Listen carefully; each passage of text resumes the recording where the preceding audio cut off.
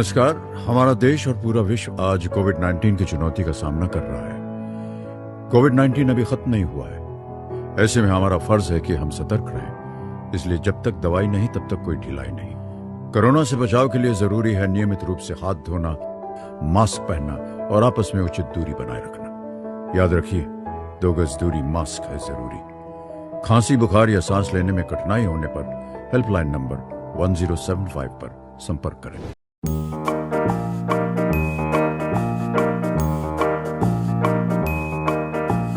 सर्वेभ्यः नमो नमः। अद्य पुनः पीयूषं द्वितीयभागस्य नूतन अध्यायेन सह भवन्तः समक्षे अहं डॉक्टर पल्लवी अस्मि। आज फिर आपके सामने पीयूषम द्वितीय भाग का एक नया अध्याय लेकर आपके समक्ष उपस्थित हूँ। इस अध्याय में बच्चों आप सभी संस्कृत साहित्य से संबंधित उसमें लेखकों एवं लेखिकाओं सभी के विषय में जानेंगे। इससे पूर्व मैं कुछ तस्वीरें आपको दिखाना चाहती हूँ और उनका परिचय आपसे करवाना चाहती हूँ। तो देखिए इन तस्वीरों को और पहचानिए। तो बच्चों, आप जानते हैं कि संस्कृत साहित्य में पुरुषों के साथ साथ महिलाओं ने भी अपनी अहम भूमिका निभाई है। आज आपका परिचय करवा रही हूँ मैं संस्कृत साहित्य में लेखकों के योगदान को। कुछ को जो कि महत्वपूर्ण जिनकी रचनाएं हैं उनको मैंने यहाँ पे उपस्थित करने की कोशिश की है। तो देखिए, संस्कृत साहित्यस्य लेखकाः सन्ति विद्यापतिः। भवन्तः सर्वे जानन्ति विद्यापतिः विषये। कः पाठः पठितम्? अलस्कथा। विद्यापतिः रचितं पाठमासीत् अलस्कथा। विद्यापति ने ही लिखा था ना, याद है या भूल गए? उसके बाद यहाँ देख रहे हैं जयदेव, इसके आगे विशाखदत्ता, इसके आगे कालिदास। और कालिदास के विषय में तो आप सभी जानते होंगे, इनसे तो आप बहुत अच्छे से परिचित होंगे। भवभूति और भवभूति, तो ये सारे जो आप देख रहे हैं बच्चों, ये सभी संस्कृत साहित्य के अमूल्य धरोहर हैं ये, जिन्होंने साहित्य रचना में अपना अधिकाधिक योगदान दिया है। और इनके साथ साथ महिलाओं ने भी अपने योगदान दिए हैं। उनके बारे में भी थोड़ा देखें हम इस माध्यम से। प्रिय छात्राः, वयमत्र किं पश्यामः? संस्कृत साहित्ये लेखिकाः।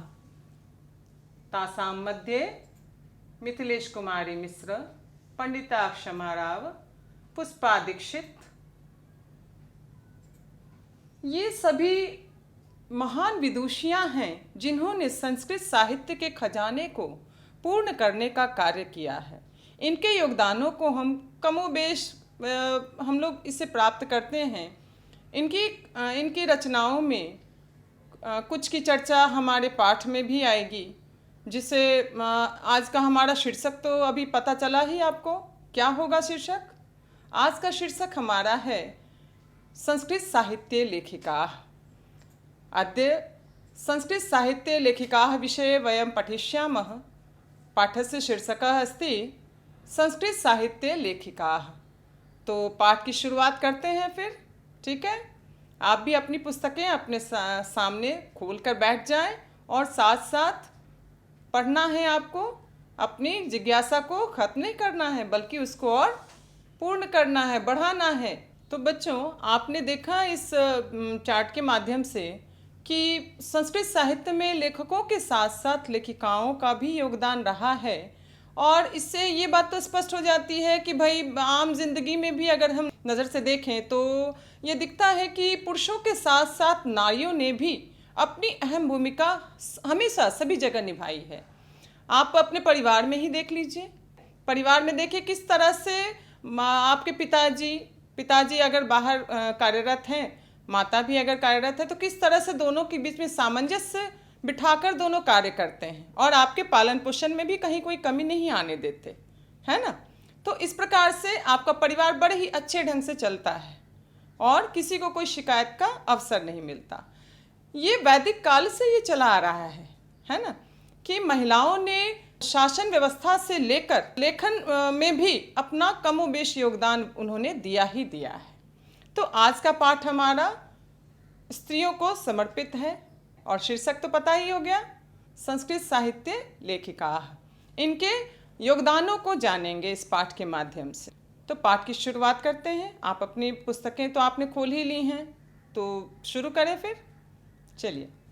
समाजस्य यानम पुरुषैः नारीभिश्चलति, अर्थात कहने का तात्पर्य क्या है बच्चों, समाज की गाड़ी जो होती है वो पुरुषों और नारियों के सहयोग से ही चलती है। अगर कोई कहता है कि केवल पुरुषों से ही समाज चलता है, सर्वथा गलत है ये, है ना। आप तो देख ही रहे हैं ना किस तरह नारियों का भी उसमें योगदान है ना। आगे देखें। साहित्य अपि उभयोः समानम महत्वम, और साहित्य में भी दोनों का समान महत्व है ना। अधुना सर्वभाषासु साहित्य रचनायां स्त्रियोऽपि तत्पराः सन्ति यशश्च लभन्ते। आजकल क्या है, सभी भाषाओं में साहित्य रचना में स्त्रियां भी तत्पर हैं और यश को प्राप्त कर रही हैं। संस्कृत साहित्य प्राचीन कालात् साहित्य समृद्धौ योगदानम न्यूनाधिकम प्राप्यते, और प्राचीन काल से ही संस्कृत साहित्य में और साहित्य की समृद्धि में नारियों का योगदान कमोबेश प्राप्त होता ही रहा है ना। पाठे अस्मिन् अति प्रसिद्धानां लेखिकानां एव चर्चा वर्तते येन साहित्य निधि पूरणे तासाम योगदानम ज्ञायते। और इस पाठ में भी किनकी चर्चा की गई है, तो संस्कृत साहित्य में लेखिकाओं के नाम की चर्चा की गई है। अत्यंत प्रसिद्ध लेखिकाओं के नाम की चर्चा की गई है जिन्होंने संस्कृत साहित्य के खजाने को पूर्ण करने का कार्य किया है, अपने योगदान उन्होंने दिया है। ये इस माध्यम से प्राप्त होता है। तो बच्चों फिर देखते हैं आगे फिर क्या है। यह निबंधात्मक शैली में यह पाठ आपका लिखित है, पता है आपको। मैंने जैसा कि पहले भी बताया है, पाठों का विभाजन मैंने शुरुआत में ही बताया था कि निबंधात्मक शैली में है, संवादात्मक शैली में है, प्रश्नोत्तर शैली में है और पद्यात्मक शैली में है। तो ये आपका निबंधात्मक शैली में यह पाठ लिखित है। तो आगे कुछ इस प्रकार से यह निबंध आगे की ओर बढ़ रहा है। विपुलम संस्कृत साहित्यम विभिन्नैः कविभिः शास्त्रकारैः च संवर्धितम। यह विशाल संस्कृत साहित्य किसके द्वारा संवर्धित हुआ है, तो विभिन्न कवियों के द्वारा और शास्त्रकारों के द्वारा यह विशाल संस्कृत साहित्य संवर्धित हुआ है, बढ़ाया गया है। वैदिक कालात् आरभ्य शास्त्राणां काव्यानां च रचने संरक्षणे च यथा पुरुषाः दत्तचित्ताः भवन् तथैव स्त्रियों अपि दत्तावधानाः प्राप्यन्ते। हाँ, क्या कहा कि वैदिक काल के आरंभ से ही शास्त्रों और काव्यों के रचना और संरक्षण में जिस प्रकार से पुरुषों ने अपनी भूमिका निभाई है, अपने योगदान दिए हैं, उसी प्रकार से स्त्रियों ने भी अपना योगदान दिया है और ध्यान दिया है। आगे फिर क्या है, आगे देखें फिर। वैदिक युगे मंत्राणाम दर्शका न केवला ऋषयः प्रत्युत ऋषिकाः अपि सन्ति। और वैदिक काल में केवल ऋषि ही नहीं बल्कि ऋषि पत्नियां भी मंत्रों की दृष्टा रही हैं, है ना। और फिर आगे देखें उन ऋषि पत्नियों में कौन कौन सी थी, तो देख रहे हैं ना बच्चों किस तरह से वैदिक काल में भी स्त्रियों का योगदान प्राप्त हो रहा है ना। वैदिक काल में भी केवल पुरुष ही नहीं बल्कि ऋषि ही केवल मंत्रों के दृष्टा नहीं हुआ करते थे, बल्कि उनकी पत्नियां भी मंत्र दृष्टा हुआ करती थीं। आगे फिर पढ़ें। ऋग्वेदे 24 अथर्ववेदे च 5 ऋषिकाः मंत्र दर्शनवत्यो निर्दिश्यन्ते यथा यमी, अपाला, उर्वशी, इंद्राणी, वाघम्बृणी इत्यादयः। ऋग्वेद में भी 24 और अथर्ववेद में 5 ऋषि पत्नियों का वर्णन है, उल्लेख प्राप्त होता है, जिनमें यमी, अपाला, उर्वशी, इंद्राणी और वाघम्बृणी प्रमुख थीं। तो बच्चों देखा, ऋग्वेद में 24 और अथर्ववेद में 5 ऋषि पत्नियों का वर्णन प्राप्त होता है ना। आगे फिर देखें। बृहदारण्यक उपनिषदि याज्ञवल्क्यस्य पत्नी मैत्रेयी दार्शनिक रुचिमती वर्णिता याम याज्ञवल्क्य आत्मतत्वम शिक्षयति। और बृहदारण्यक उपनिषद में याज्ञवल्क्य की पत्नी मैत्रेयी थी। कौन थी? मैत्रेयी थी, जो कि दर्शन शास्त्र में उनकी रुचि थी और जिन्हें याज्ञवल्क्य आत्मतत्व की शिक्षा भी दिया करते थे, है ना। जनकस्य सभायाम शास्त्रार्थ कुशला गार्गी वाक्षणवी तिष्ठति स्म। और जनक की सभा में गार्गी जैसी महान विदुषी जो कि शास्त्रार्थ में कुशल थी वो रहा करती थी। तो इस प्रकार से देख रहे हैं ना किस तरह स्त्रियां कहाँ कहाँ पे उपस्थित हैं और उनका उल्लेख मिल रहा है। आपको जानकारी भी प्राप्त हो रही है ना, है ना। तो आगे फिर देखें, महाभारते अपि जीवन पर्यंतम वेदांतम अनुशीलन परायाः सुलभाया वर्णनम लभ्यते। हाँ, और महाभारत में भी जीवन पर्यंत, जीवन भर क्या है, वेदों का अनुसरण करने वाली स्त्रियों का वर्णन प्राप्त होता है। फिर आगे देखें, इससे आगे क्या है। तो बच्चों देखा आपने, वैदिक काल से आरंभ करके हमने उन्हें ऋग्वेद, अथर्ववेद और उपनिषदों में भी महिलाओं के योगदान को हमने देखा।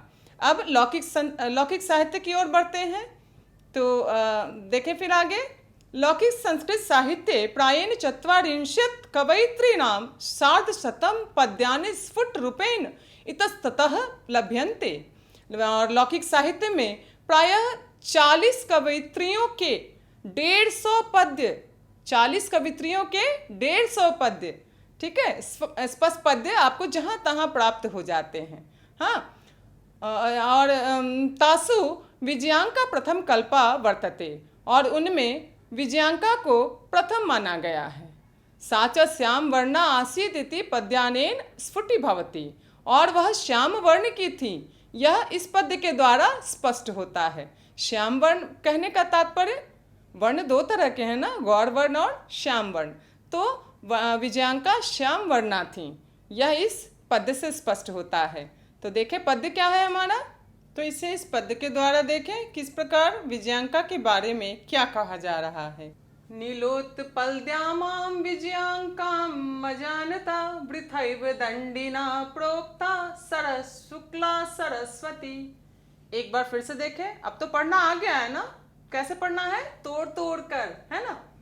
क्या है, नीलोत्पल श्यामां विजयांकां अजानता वृथैव दंडिना प्रोक्ता शुक्ला सरस्वती। और इसके बाद क्या करते हैं फिर हम लोग, श्लोक के पढ़ने के बाद इसका अन्वय करते हैं। तो करें अन्वय। नीलोत्पल दल इव श्यामां विजयांकां अजानता दंडिना सरस्वती पृथा एव सर्वशुक्ला प्रोक्ता। हाँ, ये अन्वय हो गया। अब अन्वय के बाद क्या करने वाले हम लोग, उसके अर्थ को जानेंगे।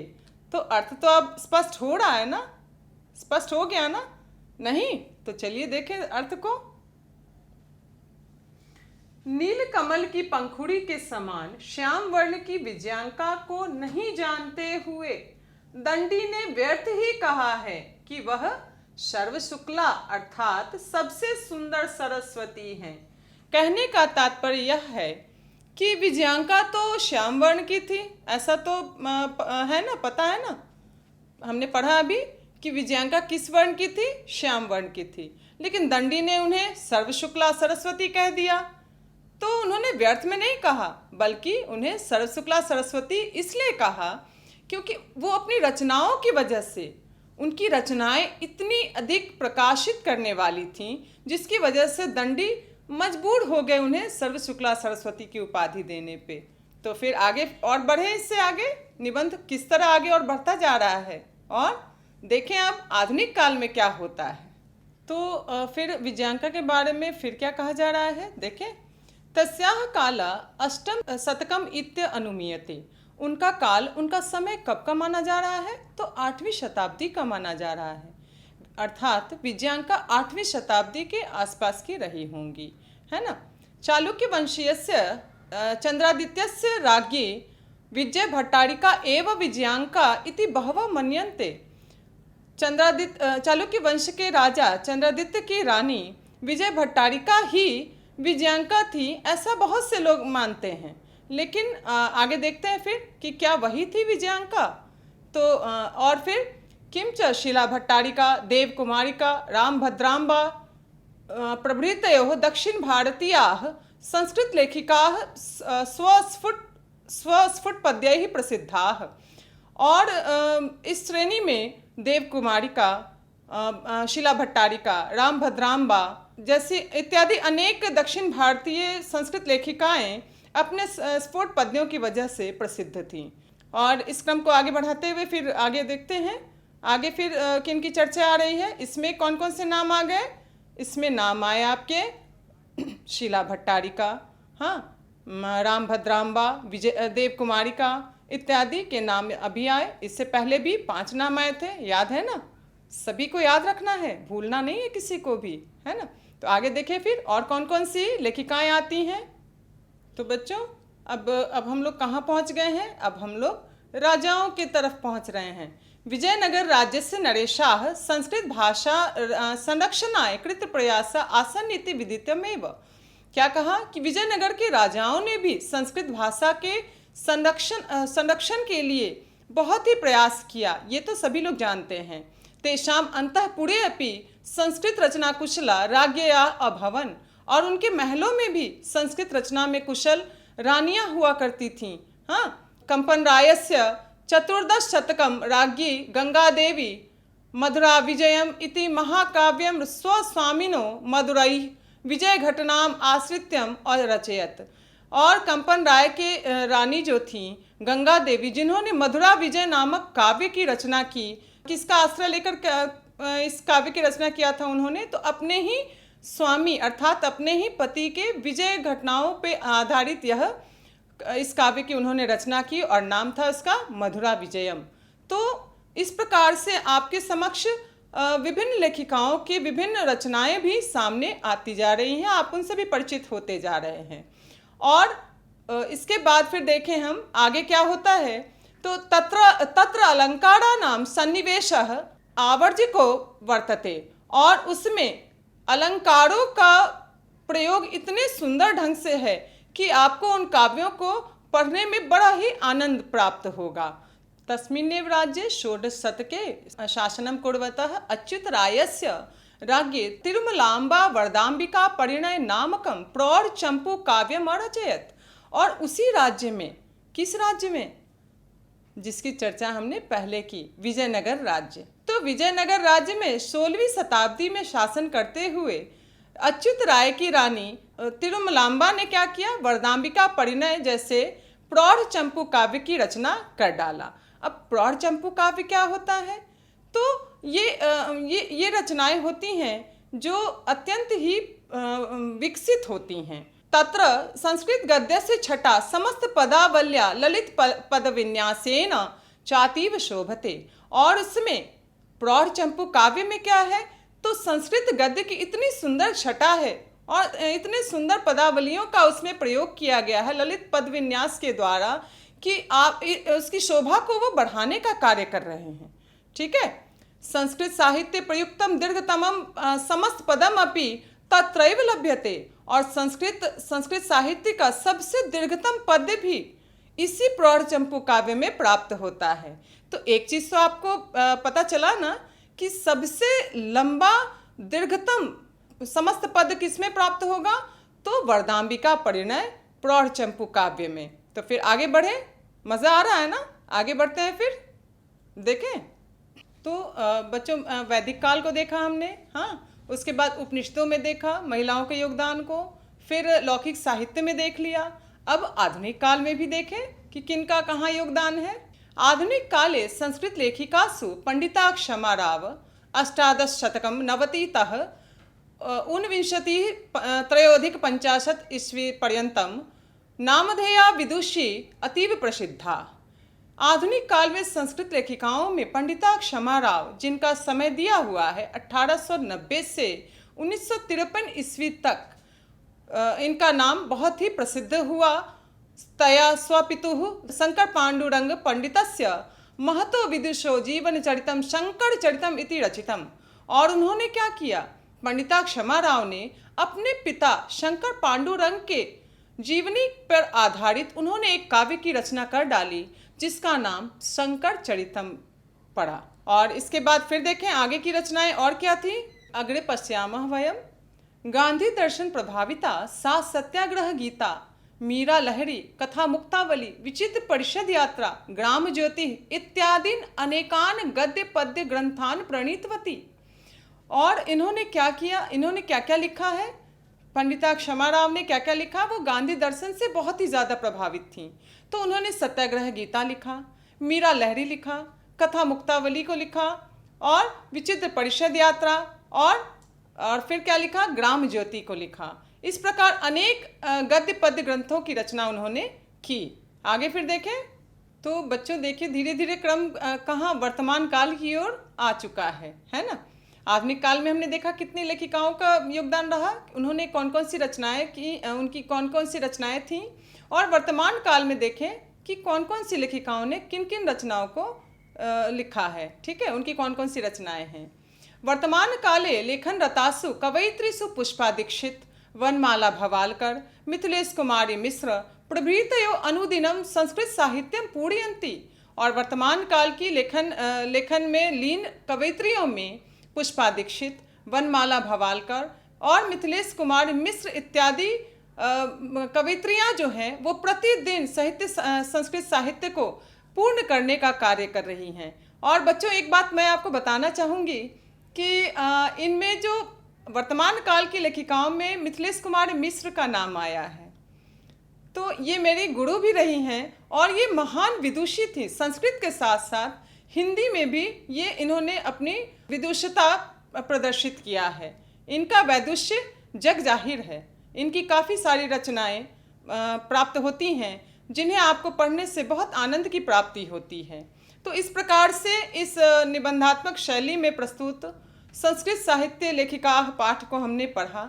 इसमें विभिन्न लेखिकाओं को देखा, उनकी रचनाओं को जाना और पाठ को हमने बहुत अच्छे से समझ लिया।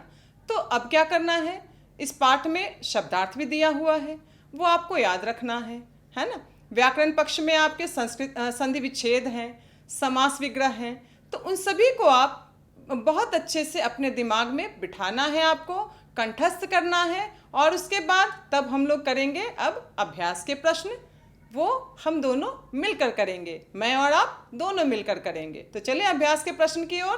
तो आज के अभ्यास में सबसे पहले हम लोग मौखिक अभ्यास करेंगे। मौखिक में क्या करना है, सबसे पहला प्रश्न है जिसमें आपको एक पद में उत्तर देना है। और प्रश्न है हमारा,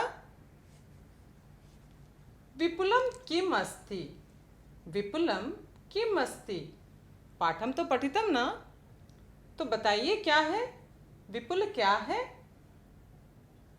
संस्कृत साहित्यम बहुशोभनम, संस्कृत साहित्यम विपुलम संस्कृत साहित्यम अस्ति। तो बच्चों मौखिक अभ्यास के दूसरे प्रश्न में हम अब दूसरे प्रश्न का हल देखेंगे। दूसरा प्रश्न है हमारा, पदार्थानाम पदार्थम वदत, पदार्थानाम अर्थम वदत, पदार्थम वदत। ठीक है, तो प्रश्न है हमारा, लभ्यन्ते इत्यस्य कः अर्थः। संस्कृत में ही उत्तर देना है, हिंदी में उसके अर्थ नहीं बताने। तो क्या होगा, प्राप्नुवन्ति, प्राप्नुवन्ति इसका अर्थ होगा। और ये प्रश्न एक तो मैंने बता दिया, बाकी का जैसे कि मैं बताती हूँ आपको, बाकी के प्रश्न किससे करने हैं, मुझे नहीं करने हैं, बाकी के प्रश्न आपको स्वयं करने हैं। ठीक है, अब आगे देखें, अगला प्रश्न हमारा क्या है। तो बच्चों मौखिक अभ्यास के दूसरे प्रश्न में हमें क्या करना है, दूसरे प्रश्न में हमें पदार्थों के अर्थ बताने हैं।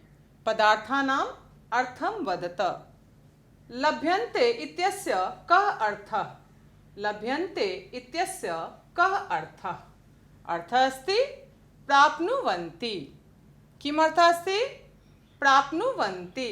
ठीक है, तो इसके बाद के प्रश्न आपको स्वयं करने हैं। ठीक है ना, जैसे पिछले पाठों में हमने किया, एक प्रश्न मैंने बताया, बाकी के प्रश्न आपको स्वयं करने थे। तो अब अगला प्रश्न देखें। अगला प्रश्न क्या है हमारा, अस्मिन् खंडे वयम लिखित अभ्यासः करिष्यामः। इस खंड में हमें लिखित अभ्यास करना है। और पहला प्रश्न है हमारा, कस्मिन् युगे मंत्राणां दर्शका न केवल ऋषयः प्रत्युत ऋषिकाः अपि सन्ति। कस्मिन् युगे मंत्राणां दर्शका न केवला ऋषय प्रत्युत ऋषिका अपि सन्ति। तो बताइए इसका उत्तर क्या होगा? उत्तर तो आपके ध्यान में है ना? पाठ तो हमने पढ़ लिया है। बिल्कुल, वैदिक युगे उत्तर है हमारा, वैदिक युगे। बिल्कुल सही उत्तर है। तो अगला और बाकी के प्रश्न इसके कौन करेंगे? वाह क्या बात है, अब तो आप बिल्कुल समझदार हो गए हो। आपको स्वयं करने हैं। तो अगला प्रश्न देखें। अगला प्रश्न क्या है हमारा? तो बच्चों, प्रश्नों के क्रम को आगे बढ़ाते हुए हम लोग प्रश्न संख्या 3 की ओर बढ़ रहे हैं। तो आपके मन में एक प्रश्न उठा फिर कि प्रश्न संख्या 2 कहाँ गया? प्रश्न संख्या 2 में रिक्त स्थानों की पूर्ति करनी है। तो वो आप स्वयं ही कर सकते हैं क्योंकि आपने पाठ को अच्छे से पढ़ लिया है। तो मैं आपको प्रश्न संख्या 3 बताने जा रही हूँ। प्रश्न संख्या 3 में हमें क्या करना है देखें फिर। पहला प्रश्न है हमारा, ऋग्वेदे कति ऋषिकाः मंत्र दर्शनवत्यो निर्दिश्यन्ते। ऋग्वेदे कति ऋषिकाः मंत्र दर्शनवत्यो निर्दिश्यन्ते। उत्तरमस्ति ऋग्वेदे 24 ऋषिकाः मंत्र दर्शनवत्यो निर्दिश्यन्ते। उत्तर पता चला क्या है? ऋग्वेदे 24 ऋषिकाः मंत्र दर्शनवत्यो निर्दिश्यन्ते। और इस प्रकार से हमने प्रश्न संख्या 3 का एक प्रश्न किया और बाकी के प्रश्न आपको स्वयं ही करने हैं। याद है ना? एक प्रश्न मैं बताऊंगी और बाकी के प्रश्न आप स्वयं करेंगे। तो बच्चों, प्रश्न संख्या 3 का एक प्रश्न मैंने बताया। अब बाकी के प्रश्न किसे करने हैं? मुझे? आपको करने हैं। तो बाकी के प्रश्नों के उत्तर आप स्वयं करेंगे और हम बढ़ेंगे फिर अगले प्रश्न की ओर। तो इस प्रश्नों के इस क्रम में हम क्या करने वाले हैं? इसमें हमें पर्याय पद को बताना है। तो बच्चों, इस प्रश्न में आप देख रहे होंगे कि आपके पुस्तक में एक उदाहरण भी दिया हुआ है जिसमें विशालम का पर्याय पद बताया गया है। विशालम अर्थात विपुलम। ठीक इसी प्रकार से इस प्रश्न का उत्तर हमें करना है। वृथा, वृथा के लिए पर्याय पद लिखना है। वृथा का अर्थ होता है व्यर्थ में। तो इसका हमने संस्कृत में पर्याय लिख दिया व्यर्थम। ये हमारा उत्तर पूर्ण हुआ। अब बाकी के प्रश्न आपको स्वयं करने हैं। बच्चों, अब तो आप मेरे मनोभावों को बहुत अच्छे से जानने लगे हैं, है ना? जैसे ही मैंने बोला एक मैंने बना दिया, आपने बोला कि बाकी के हमें खुद करने हैं। बिल्कुल, तो बाकी के प्रश्न आपको स्वयं करने हैं। और बढ़ते हैं अगले प्रश्न की ओर, प्रश्न संख्या 5। तो इस प्रश्न में आपको वाक्यों का निर्माण करना है। वाक्यानि रचयत। कुछ पद दिए गए हैं, उससे आपको वाक्यों का निर्माण करना है। कैसे करना है आपको याद है ना? मैंने बताया था कर्ता और क्रिया का समन्वय सही होना चाहिए। तो देखें कैसे वाक्य बनाया हमने। तो दिया हुआ पद है हमारा सभायाम। कौन सी विभक्ति हो गई? सभायाम, सप्तमी विभक्ति। मूल शब्द हो गया सभा, ठीक है? मूल शब्द सभा हो गई और इसमें सप्तमी विभक्ति। तो अर्थ क्या हुआ? सभा में। अब हमारा वाक्य क्या बनेगा? सभायाम स्त्रियः अपि उपस्थिताः सन्ति। सभायाम स्त्रियः अपि उपस्थिताः सन्ति, अर्थात सभा में स्त्रियां भी उपस्थित हैं। तो वाक्य हमने बनाया, क्या बनाया? सभायाम स्त्रियः अपि उपस्थिताः सन्ति, अर्थात सभा में स्त्रियां भी उपस्थित थीं, उपस्थित हैं। हाँ, तो इस प्रकार से हमने इस प्रश्न को बनाया। इसके शेष कौन बनाने वाले हैं? शेष वाक्य का निर्माण आपको स्वयं करना है। और इस तरह से इस प्रकार हम आगे बढ़ते हैं और प्रश्न संख्या 6 की ओर हम लोग बढ़ चुके हैं। प्रश्न संख्या 6 है हमारा। बच्चों, इस प्रश्न को बनाने से पहले मैं आपको कुछ बताना चाहूँगी। इस प्रश्न में स्त्री प्रत्यय का प्रयोग किया गया है, जिसमें पुरुष पुल्लिंग के शब्दों को स्त्रीलिंग में बनाना है, निर्माण करना है, तो वहाँ स्त्री प्रत्ययों का प्रयोग किया जाता है। ठीक है? और इस प्रश्न में टाप प्रत्यय का इस्तेमाल किया गया है, जिसमें ट और प का लोप हो जाएगा और शेष बचेगा आ। तो प्रश्न को देखें। प्रश्न है हमारा लेखक धन टाप। लेखक धन टाप। शब्द क्या है? लेखक, और इसमें टाप प्रत्यय लगाया और रूप बन गया। नया शब्द क्या बना? लेखिका। पहले लेखक था पुल्लिंग में, और जब हमने इसे टाप प्रत्यय लगाया तो शब्द क्या बन गया? लेखिका। अब ये स्त्रीलिंग हो गई। तो इस प्रकार से हम लोग पुल्लिंग शब्दों का स्त्रीलिंग बनाते हैं। और बाकी के इसमें जो भी प्रश्न है इस प्रत्यय से संबंधित, स्त्री प्रत्यय से संबंधित, वो आपको स्वयं बनाने हैं। और अब अगला हमारा प्रश्न है प्रश्न संख्या 7, और यह इस अभ्यास का अंतिम प्रश्न है। तो बच्चों, इस प्रश्न में हमें बहुत सावधानी से इस प्रश्न का हल करना है, क्योंकि इस प्रश्न में क्या करना है, देखिए दिया हुआ है ना, इसमें लंग लकार का इस्तेमाल करना है आपको। साधारण रूप में दिया हुआ है गच्छति स्म, हाँ, तो उसके लिए क्या हो जाएगा? लंग लकार में गच्छति स्म देखना है, उसका लकार पुरुष और वचन देखना है। तो गच्छति किस पुरुष में है, किस वचन में है, बस उसी के अनुसार उसे लंग लकार में व्यवस्थित रूप में लिखना है। तो बच्चों देखिए, यहाँ प्रश्न संख्या 7 में क्या बोला जा रहा है? रेखांकित पदानाम कृते अन्य पदानि योजयत, अर्थात जो रेखांकित पद हैं उनके लिए दूसरे पद आपको लिखना है। तो दूसरे पद कहाँ से आएंगे? देखा हमने, जो रेखांकित पद हैं वो हमारे भूतकाल में है, अर्थात संस्कृत में लंग लकार में। ठीक है, तो लंग लकार का उसी पुरुष उसी वचन का हमें लेकर और यहाँ पे लिख देना है। प्रश्न है, बालकः प्रतिदिनं विद्यालयं गच्छति स्म। बालकः प्रतिदिनं विद्यालयं गच्छति स्म, क्या अर्थ हुआ इसका? बालक जो है वो प्रतिदिन विद्यालय जाता था। तो लंग लकार में क्या बनेगा इसका? बस धातु को लंग लकार में कर देना है। इसका क्रियापद गच्छति स्म है ना, उसके जगह पे हमें लंग लकार का रूप लेकर और यहाँ लिख देना है। और उत्तर हो जाएगा हमारा, बालकः प्रतिदिनं विद्यालयं अगच्छत। अगच्छत क्यों हुआ? क्योंकि प्रथम पुरुष एक वचन की क्रिया थी, बालक के अनुसार उसकी क्रिया हो गई और हमारा वाक्य बिल्कुल व्यवस्थित हो गया। और क्या लिखा हमने? बालकः प्रतिदिनं विद्यालयं अगच्छत। तो इसी प्रकार से बाकी के प्रश्नों में कहीं आपको प्रथम पुरुष बहुवचन के क्रियापद होंगे, तो आपको बहुवचन का रूप लेकर और उसे वाक्य में रख के और वाक्य का निर्माण पुनः निर्माण कर देना है। तो प्रश्न संख्या 7 मैंने पूरा कर दिया। इस प्रकार से हमने सारे प्रश्नों को हल कर लिया है। अब आपको अपनी पुस्तिका में, उत्तर पुस्तिका में सुंदर लिखावट में सारे प्रश्नों का हल लिखना है और लिखकर अपना कार्य पूर्ण करना है और पाठों को खूब अच्छे से याद रखना है। और अंत में जैसा कि मैं आपको वस्तुनिष्ठ प्रश्न देती हूँ, तो वस्तुनिष्ठ प्रश्न भी आपको स्वयं करने हैं। तो इस पाठ के अंत में भी आपको पूरे जितने भी मैंने वस्तुनिष्ठ प्रश्न तैयार किए हैं वो आपको मैं दूंगी और उसके हल आप अपनी उत्तर पुस्तिका में तैयार कर लेंगे और इसके बाद फिर हम लोग अगले पाठ की ओर बढ़ेंगे। तो बच्चों, हमने पाठ तो पढ़ लिया, अभ्यास के प्रश्न भी कर लिए। अब सबसे अंतिम में आपके योग्यता विस्तार दिया हुआ है ना, तो उसे भी हमें छोड़ना नहीं है। क्यों? क्योंकि इसी से तो हमारी योग्यता विस्तृत होगी, हमारे अंदर की योग्यता विकसित होगी। तो इसमें भी आपको महिलाओं से संबंधित बहुत सी बातों का ज्ञान होगा। तो चलिए देखें फिर क्या है इसमें। अनेन पाठेन संस्कृत साहित्यस्य विकासे महिलानां योगदानस्य चर्चा कृता अस्ति। इस पाठ के द्वारा संस्कृत साहित्य के विकास में महिलाओं के योगदान की चर्चा की गई है। जैसा कि हमने पढ़ा पाठ में, है ना, बात तो समझ में आ रही है। तो आगे बढ़े फिर। अस्य पाठस्य संदेशः अयम् अस्ति यत् वैदिक युगतः आधुनिक समयं यावत् ऋषिकाः कवयित्रयः लेखिकाश्च संस्कृत साहित्यं संवर्धयन्त्यः सन्ति।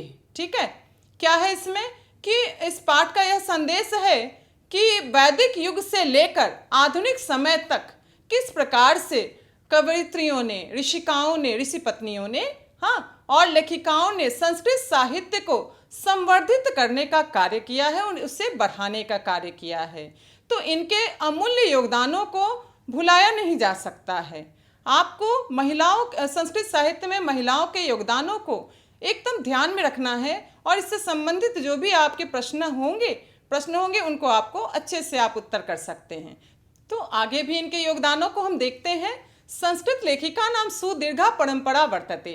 संस्कृत लेखिकाओं की बहुत लंबी परंपरा है। अनुसंधानेन तथ्यमिदं स्पष्टं भवति यत् महिलाः अपि पुरुषैः सह संस्कृतस्य सेवां कृतवत्यः। अनुसंधान के द्वारा ये तथ्य भी प्रमाणित हो चुका है कि पुरुषों के साथ महिलाएं भी संस्कृत की सेवा में संलग्न रही हैं। तो इस प्रकार से हमने पाठ को पूर्णतः समाप्त कर लिया है। अब इससे संबंधित कोई भी प्रश्न होगा तो हमसे बिल्कुल नहीं छूटेगा, है ना। और वस्तुनिष्ठ प्रश्न तो आपको मिलेगा ही, उसमें आपको सारे प्रश्नों के हल करने हैं। तो अब पाठ की समाप्ति तो हो गई, है ना। पूरे अच्छे से अब उत्तर पुस्तिका में सभी प्रश्नों के हल आपको सुंदर लिखावट में करना है और उसे स्मरण करना है, याद करना है। और अगले अध्याय को फिर हम अगली कक्षा में पढ़ेंगे। तो बच्चों तैयार है ना वस्तुनिष्ठ प्रश्नों के लिए? चतुर्थ पाठ का वस्तुनिष्ठ प्रश्न ये रहा। पहला प्रश्न है हमारा, ऋग्वेद में कितनी ऋषि पत्नियों का वर्णन है? कितनी ऋषि पत्नियों का वर्णन है? 24। बहुत अच्छे। अगला प्रश्न है, बृहदारण्यक उपनिषद में याज्ञवल्क्य की पत्नी कौन थी? बृहदारण्यक उपनिषद में याज्ञवल्क्य की पत्नी कौन थी? मैत्रेयी। बहुत अच्छे। संस्कृत साहित्य लेखिका शीर्षक पाठ में किसका महत्व बताया गया है? संस्कृत साहित्य लेखिका शीर्षक पाठ में किसका महत्व बताया गया है? पाठ तो हमने बहुत अच्छे से पढ़ा है ना, तब तो इसका उत्तर हम बहुत आसानी से कर लेंगे। महिलाओं के महत्व को बताया गया है, तो उत्तर क्या होगा हमारा? महिलाओं। समाज की गाड़ी कैसे चलती है? ये तो हमने समझ लिया है ना, कैसे चलती है गाड़ी? पुरुषों एवं नारियों के सहयोग से। पुनः अगला प्रश्न, आधुनिक संस्कृत लेखिकाओं में प्रसिद्ध कौन है? कौन है? पंडिता क्षमा राव। अगला प्रश्न, शंकर चरितम किसकी रचना है? उत्तर क्या होगा इसका? बहुत ही आसान, पंडिता क्षमा राव। जनक की सभा में शास्त्रार्थ कुशला कौन रहती थी? जनक की सभा में शास्त्रार्थ कुशला कौन रहती थी? गार्गी। गार्गी जनक की सभा में रहती थी, जो कि शास्त्रार्थ में बहुत ही कुशल थी। अगला प्रश्न, राजा चंद्रादित्य की रानी कौन थी? कौन थी? विजय भट्टारिका। अगला प्रश्न, लौकिक संस्कृत साहित्य में प्रायः कितनी कवयित्रियों के पद्य प्राप्त होते हैं? लौकिक संस्कृत साहित्य में प्रायः कितनी कवयित्रियों के पद्य प्राप्त होते हैं? 40। उत्तर क्या होगा इसका? 40। पुनः अगला प्रश्न, अथर्ववेद में कितनी ऋषि पत्नियों का वर्णन है? अथर्ववेद में कितनी ऋषि पत्नियों का वर्णन है? 5। उत्तर क्या होगा? 5। अगला प्रश्न, आधुनिक काल की संस्कृत लेखिकाओं में अत्यंत प्रसिद्ध कौन है? आधुनिक काल की संस्कृत लेखिकाओं में अत्यंत प्रसिद्ध कौन है? पंडिता क्षमा राव। अरे वाह, आपने तो बहुत ध्यान दिया है। पुनः अगला प्रश्न, ग्राम ज्योति किसने लिखा है? पंडिता क्षमा राव ने। अगला प्रश्न, जनक की सभा में शास्त्रार्थ कुशला कौन थी? गार्गी। अगला प्रश्न, गंगा देवी ने किस महाकाव्य की रचना की? उत्तर है इसका मधुरा विजयम। पुनः अगला प्रश्न, विजय भट्टारिका कहाँ की रानी थी? कहाँ की रानी थी ये? दक्षिण भारत के चालुक्य वंश के राजा चंद्रादित्य की रानी थी यह। तो उत्तर क्या हुआ हमारा? चालुक्य वंश के राजा चंद्रादित्य की रानी थी। अगला प्रश्न, किसकी सभा में शास्त्रार्थ कुशला गार्गी रहती थी। किसकी सभा थी वह? जनक की सभा में रहती थी ये। अगला प्रश्न, विजयांका किस वर्ण की थी? श्याम वर्णा, श्याम वर्ण की थी। मीरा लहरी किस कवित्री के द्वारा लिखा गया है? पंडिता क्षमाराव। पुनः अगला प्रश्न, विजयांका को सर्वशुक्ला सरस्वती किसने कहा था? विजयांका को सर्वशुक्ला सरस्वती किसने कहा था? दंडी ने कहा था। पुनः अगला प्रश्न, सर्वशुक्ला सरस्वती किसे कहा गया है? विजयांका को। अगला प्रश्न, संस्कृत साहित्य में प्रयुक्त दीर्घतम सामासिक पद कहाँ प्राप्त होता है? कौन सी पुस्तक थी वह? वरदाम्बिका परिणय, बिल्कुल सही। वरदाम्बिका परिणय ही वह पुस्तक थी जिसमें सबसे दीर्घतम सामासिक पद प्राप्त होता है। जीवन चरितम का सामासिक विग्रह करें। क्या होगा इसका सामासिक विग्रह? जीवनस्य चरितम इति जीवन चरितम। और कौन सा समास हुआ यह? तो विभक्ति युक्त है, अर्थात इसकी विभक्ति देखकर पहचान कर लेना है। तो यह षष्ठी विभक्ति में है, अर्थात यह षष्ठी तत्पुरुष का उदाहरण है। अगला, शास्त्रार्थ कुशला का समास परिचय दें। शास्त्रार्थ कुशला का समास परिचय दें। तो विग्रह कैसे करना है? जैसे हमने इसका उच्चारण किया, अर्थ भी स्पष्ट कर लिया और कर दिया विग्रह। तो विग्रह हमने क्या किया? शास्त्रार्थे कुशला। यहां भी हमें विभक्ति देखना है। विभक्ति कौन सी है? सप्तमी विभक्ति, अर्थात यह सप्तमी तत्पुरुष का उदाहरण है। पुनः अगला प्रश्न, इत्यादयः शब्द में किन वर्णों की संधि हुई है? इत्यादयः का पहले विच्छेद करना होगा। इति धन आदयः, अर्थात इसमें ह्रस्व ई और आ वर्णों की संधि हुई है और एक नया वर्ण क्या बना है? ई धन आ से मिलकर एक नया वर्ण या बना। पुनः अगला, और यह इस क्रम का अंतिम प्रश्न है। यह वृथैव का संधि विच्छेद करें।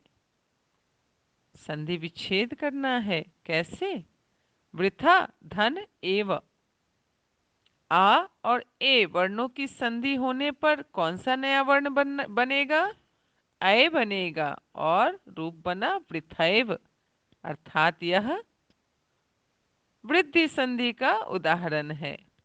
तो बच्चों, आपने और हमने मिलकर वस्तुनिष्ठ प्रश्नों का भी हल कर लिया।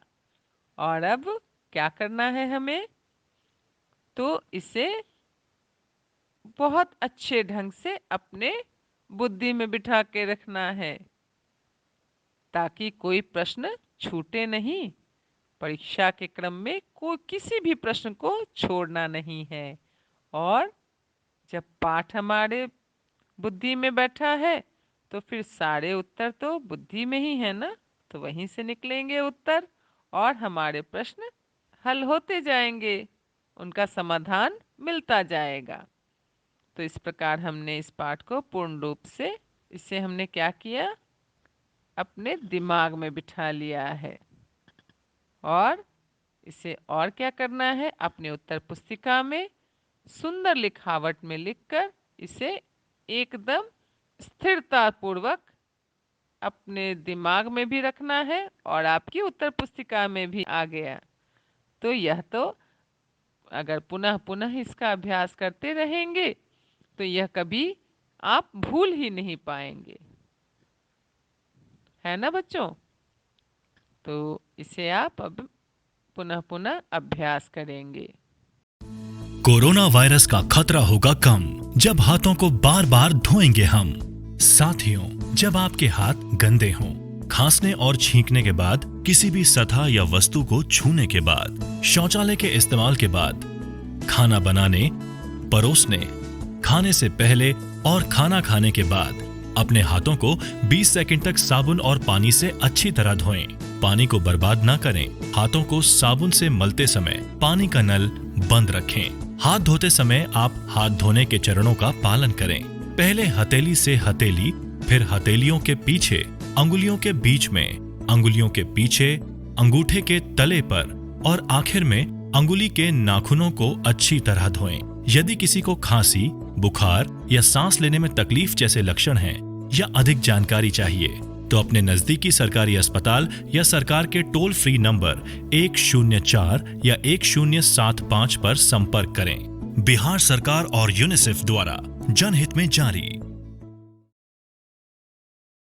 नमस्कार, आप सभी लोगों का भारतीय रिजर्व बैंक पटना की ओर से हार्दिक स्वागत है।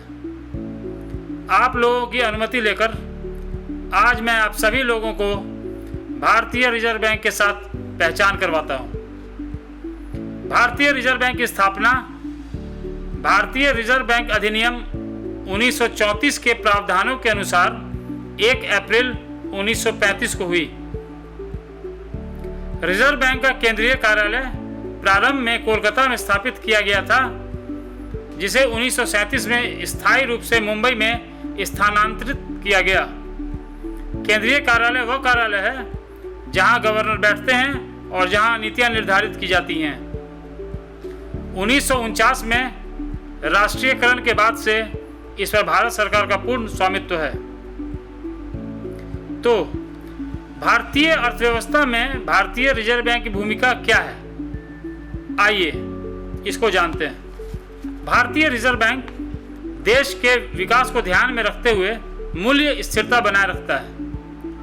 साथ ही यह बैंकिंग प्रणाली में लोगों का विश्वास बनाए रखता है तथा जमाकर्ताओं के हितों की रक्षा करते हुए आम जनता को किफ़ायती बैंकिंग सेवाएं उपलब्ध कराता है। देश की सर्वोच्च वित्तीय संस्था होते हुए यह न केवल विदेश व्यापार और भुगतान को सुविधाजनक बनाता है, बल्कि भारत में विदेशी मुद्रा बाजार का क्रमिक विकास करता है और उसे बनाए भी रखता है।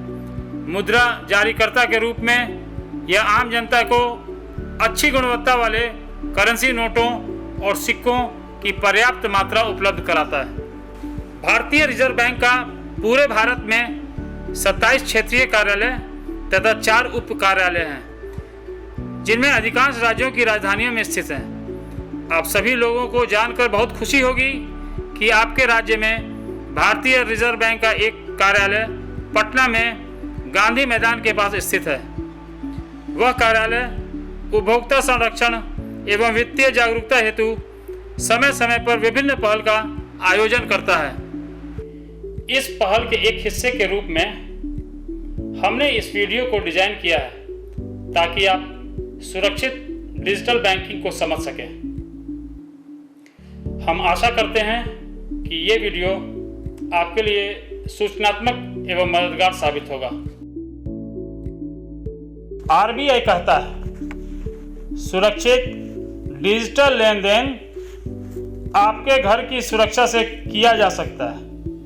मतलब सब भाई बहन कक्का काकी को बतलाना है कि अब बैंक जाए के जरूरत नहीं है, अब घर से बैठकर बैंक का काम किया जा सकता है। समझे?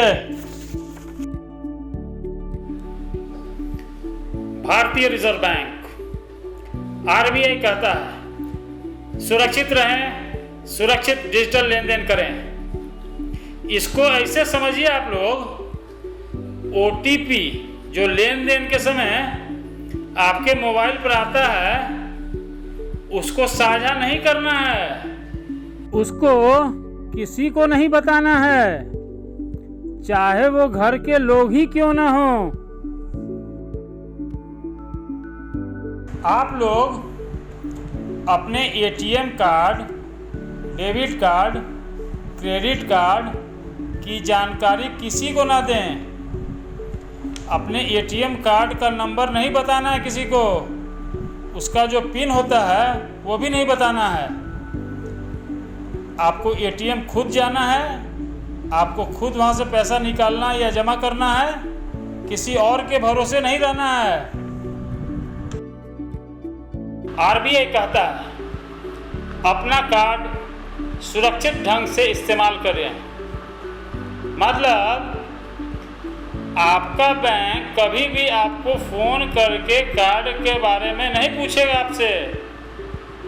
अगर आपको कोई फ़ोन करके डिटेल पूछता है तो समझ लीजिए वो सही आदमी नहीं है, ओकरा कुछ नहीं बताना है। ध्यान रखिएगा इस बात का। आप लोग कभी भी अपना password, pin, OTP, CVV, UPI pin इत्यादि किसी के साथ शेयर ना करें। जैसे पहले हम बताया आपको, पहले के आप स्लाइड में देखिएगा, आपको बताए थे पासवर्ड के बारे में, पिन के बारे में, OTP के बारे में। उसी तरह इसमें हम आपको बता रहे हैं CVV के बारे में। हर कार्ड के पीछे, चाहे वो डेबिट कार्ड हो चाहे वो क्रेडिट कार्ड हो, उसके पीछे एक मैग्नेटिक स्ट्राइप होता है काले रंग का। उसके ऊपर 3 अंक का एक CVV नंबर लिखा रहता है, जिसको हम लोग इंटरनेट से कोई ट्रांजैक्शन करते हैं ना, तब उससे में हम लोग यूज़ करते हैं। उसको किसी को नहीं बताना है। कोई फ़ोन करके पूछेगा उसको नहीं बताना है।